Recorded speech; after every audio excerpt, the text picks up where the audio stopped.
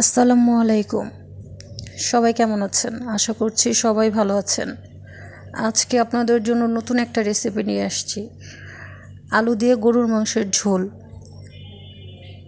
আজকে আমি মাংসটা একটু পাতলা ঝোল রাখবো, যাতে রুটি পরোটা এগুলোর সাথে খাওয়া যায়, ভাতের সাথেও খাওয়া যায়। মাঝে মাঝে কিন্তু গরুর মাংসের পাতলা ঝোলটা খুব ভালো লাগে। এখানে আমি গরুর মাংস নিয়ে নিচ্ছি 2 কেজি, 1.5 কেজির মতো গরুর মাংস, আধা কেজির মতো কলিজা। আমার কাছে আবার গরুর মাংসের মধ্যে কলিজাটা অ্যাড করলে খুব ভালো লাগে। তারপর আমি এখানে পেঁয়াজ দিব 1/2 কাপ পরিমাণ, আদা রসুন বাটা দিয়ে দিব আমি এখানে 3 চা চামচ পরিমাণ।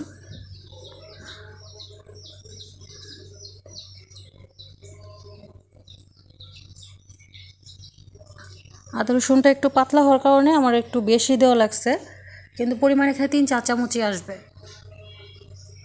তারপর আমি হলুদ দিব এখানে 2 চা চামচ, মরিচের গুঁড়া দিব এখানে আমি 3 চা চামচ। একটু ঝাল আমার ভালো লাগে, এর জন্য আমি একটু ঝাল দিয়েছি। ঝাল যে যার ইচ্ছা মতো দিতে পারেন। ধনিয়ার গুঁড়া দিব এখানে আমি 2 চা চামচ। তারপর এখানে আমি গরম মশলার গুঁড়া অ্যাড করব 2 চা চামচ।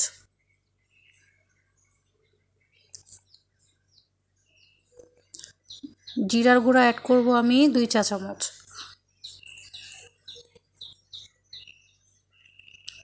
লবণ দিব আমি স্বাদ মতো। তারপর এখানে আমি তেল দিব আমি 1/3 কাপ পরিমাণ। তারপর এটা হাত দিয়ে ভালো মতো আমি মেখে নেব।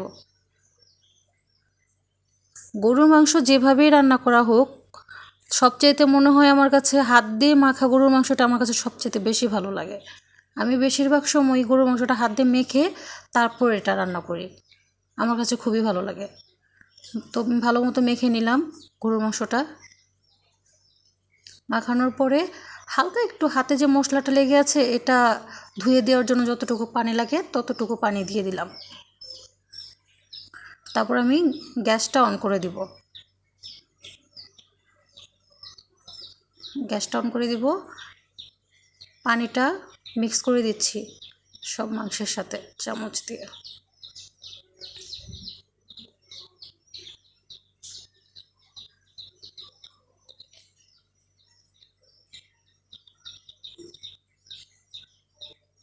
ভালো মতো নাড়াচাড়া করে দিব। নাড়াচাড়া করে এটা আমি ঢেকে দিব। ঢেকে এটা আমি আধা ঘন্টার মতো কষাবো। একদম চুলার আঁচটা একদম কমিয়ে দিয়ে লো হিটে রেখে এই মাংসটাকে আমি আধা ঘন্টা ভরে কষাবো ঢেকে। মাংস যত কষানো হয় ততই কিন্তু মাংসর টেস্ট ভালো আসে। মাংসর থেকে অনেক পরিমাণ পানি আসে যদি ঢেকে রান্না করা যায়। তা আমি ঢেকেই এটাকে কষাতে থাকবো।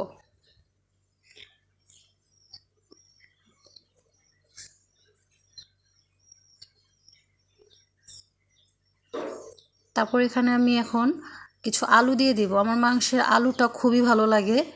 এখানে আমি 250 গ্রামের মতো আলু দিয়ে দিলাম।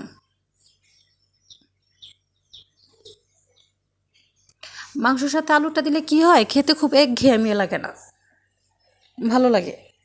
আমার কাছে ভালো লাগে, কার কেমন লাগে বলতে পারবো না, কিন্তু মাংসের আলুটা আমার কাছে খুবই ভালো লাগে। ঢেকে দিব।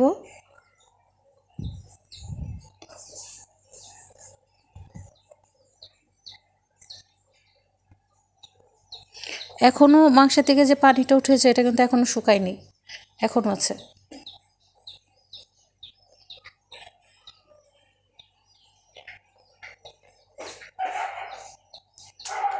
প্রায় 30 মিনিট পর দেখেন পানিটা কমে আসছে। এখন আমি একটু চুলাটা একটু বাড়িয়ে এটাকে কষিয়ে নিব।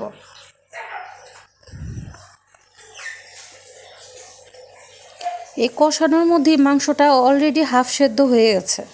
আধা ঘন্টার মধ্যে মাংসটা অর্ধেক সেদ্ধ হয়ে যায়। এটাকে আমি ভালো মতো একটু ভুনা ভুনা করে নেব যত পর্যন্ত তেলটা উপরে ভেসে না আসবে, কষাতে থাকবো। এখন চুলাটা আমি বাড়িয়ে নিয়েছি, বাড়িয়ে কষাচ্ছি ভালো মতো। মাংসর স্বাদ নির্ভর করে পুরাটাই মাংসটা কষানোর উপরে। যত ভালো করে মশলাটা কষানো যায়, মাংসটা কষানো যায়, গরুর মাংস ততই ভালো লাগে।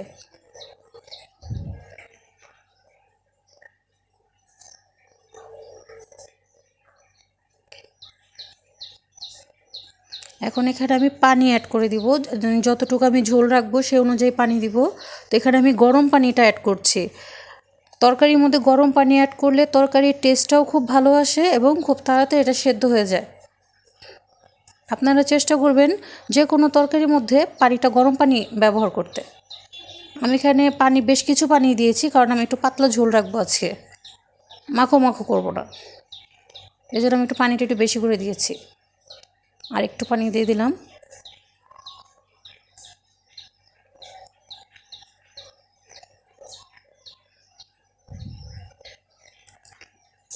এখন ওইটাকে আমি আবার ঢেকে দিব, ঢেকে রান্না করব প্রায় আরও 30 মিনিটের মতো।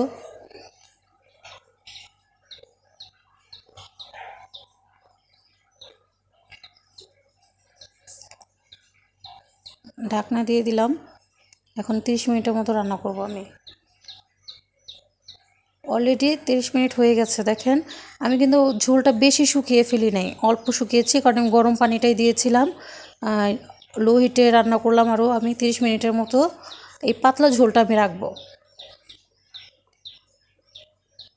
রান্নাটা শেষ, রান্নাটা কমপ্লিট হয়ে গেছে। এখন আমি এটা সার্ভ করব। এই মাংস আলুর ঝোলটা আপনি রুটি পরোটার সাথে খেতে যেমন ভালো লাগে, ভাতের সাথে, পোলাওর সাথে, খিচুড়ির সাথে, সব কিছুর সাথেই খাওয়া যায়। আমার রান্নাটি যদি আপনাদের কাছে ভালো লাগে অবশ্যই আমার চ্যানেলটি ফলো